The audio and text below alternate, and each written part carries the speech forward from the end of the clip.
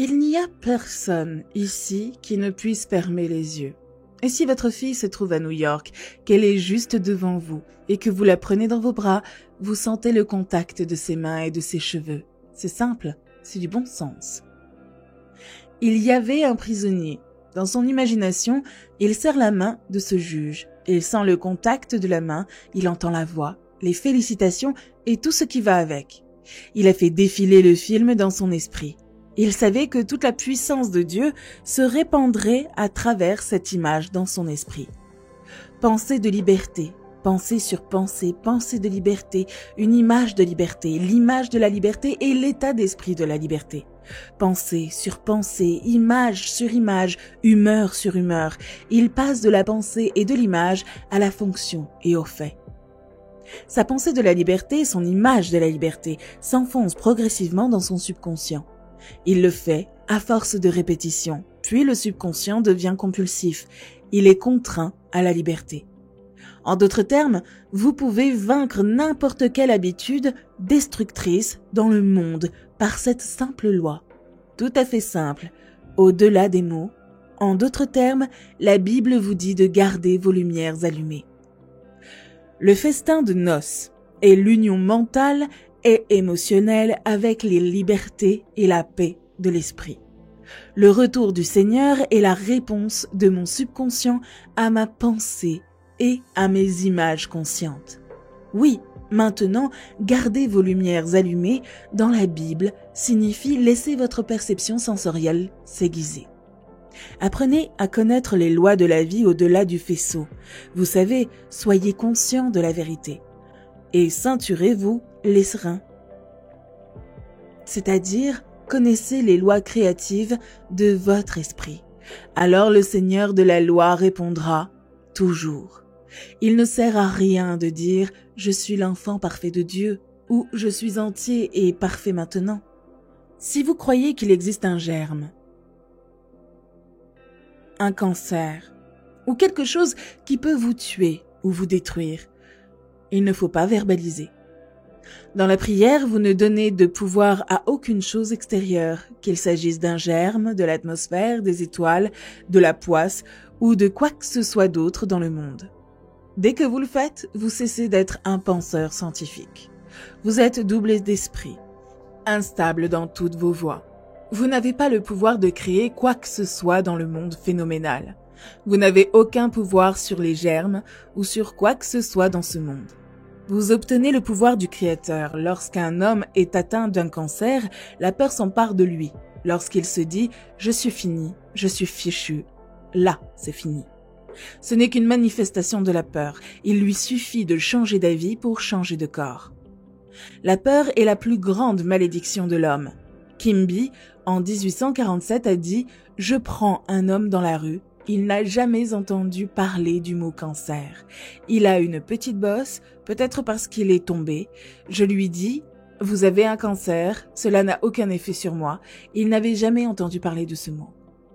Il m'a dit que si nous n'avions pas autant de noms, nous n'aurions pas autant de maladies.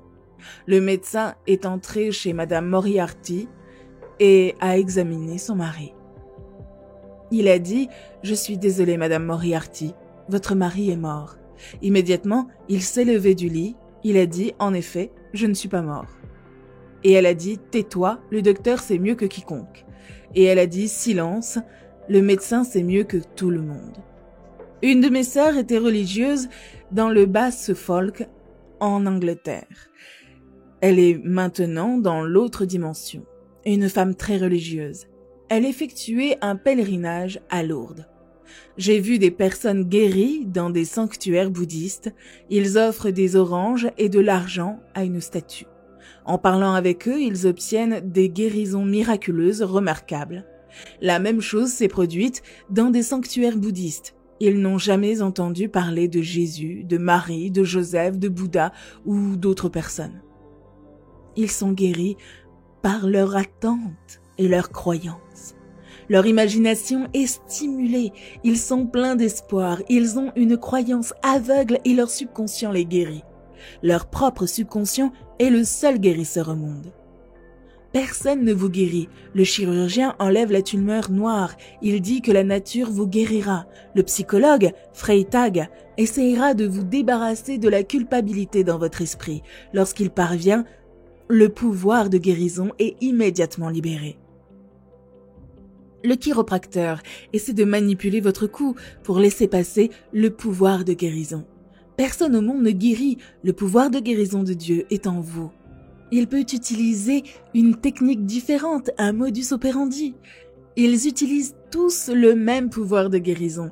Personne ne guérit par une méthode différente de la vôtre, car il y a une seule méthode selon votre foi. Est-ce que cela se fait en vous? La foi en la vie ou la foi scientifique? Elle m'a dit que cet homme à Lorisdorf était aveugle de naissance, cécité congénitale. Et il a dit, ma sœur, puis-je venir? Je suis protestant, puis-je venir avec vous au pèlerinage de Loris? Elle a répondu que tous ceux qui le voulaient pouvaient venir. Quand il est arrivé à Loris, on l'a mis dans ce bain. Les gens, avec toutes sortes de plaies, de blessures séparatrices, vont dans ce bain. L'homme a pris une éponge et a commencé à se laver les yeux et tout le corps. Il a retrouvé la vue, il a vu clair jusqu'à la fin de sa vie. De quoi s'agit-il? Une foi aveugle. Il est allé là-bas. Il était guéri à 75% avant d'y aller. Il y est allé, dans une certaine espérance. Il avait entendu parler de guérisons miraculeuses dans cette ville. Son imagination a été complètement enflammée. Il a été enthousiaste. Il a imprégné son esprit pendant tout le trajet jusqu'à Loris. Puis, dès qu'il est arrivé à Loris, il a imprégné son subconscient. Il a dit « Tout ce que je sais, c'est que j'étais aveugle. » et que maintenant je vois. Partagez avec nous en commentaire ce que vous retenez de cette vidéo. Vous aiderez d'autres personnes et cela nous fera très plaisir de vous lire. Merci d'avoir regardé la vidéo jusqu'à la fin. N'oubliez pas de liker et de partager la vidéo avec vos amis. À très bientôt sur Espace Motivation.